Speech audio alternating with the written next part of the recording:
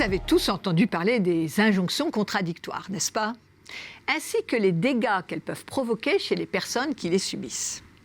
Mais si elles pouvaient être aussi un moyen de management? Cela vous semble cynique, manipulatoire?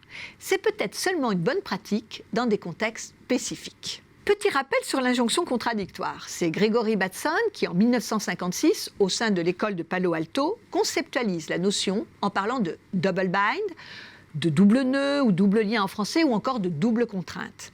Ce concept décrit des situations d'éducation où les parents vont mettre leurs enfants dans des situations impossibles, où on ne peut obéir sans désobéir.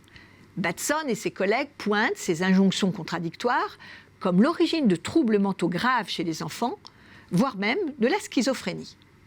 L'exemple classique d'une injonction contradictoire est « sois spontané ».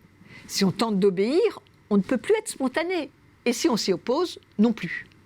Si on revient au domaine du management, ce sera faire plus avec moins, sois créatif en respectant les règles, ou encore prends des congés mais rends tes dossiers.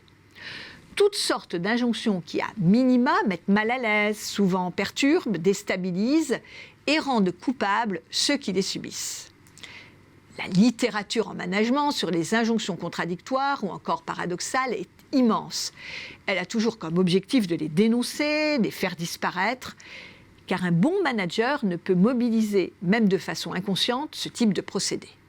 Pourtant, n'y aurait-il pas parfois, dans des contextes spécifiques, une bonne façon de mobiliser les injonctions contradictoires?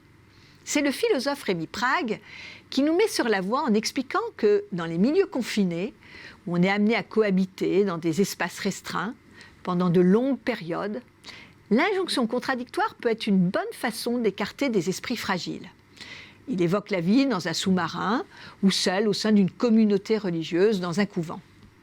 Un exemple de cette mobilisation du contradictoire est par exemple une porte sur laquelle est mentionné d'un côté « cette porte doit rester ouverte » et de l'autre « cette porte doit être maintenue fermée ». Sachant que les contextes évoqués exigent dans les deux cas une stricte observance des ordres donnés. Ceux ou celles qui ne pourront dépasser cette double injonction seront certainement en difficulté pour résister sur le long terme à des situations de cohabitation et de confinement extrême.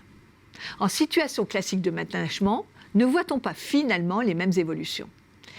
Être en capacité de faire quelque chose des injonctions contradictoires ne pourrait-il pas démontrer une capacité de résistance et même un vrai potentiel créatif?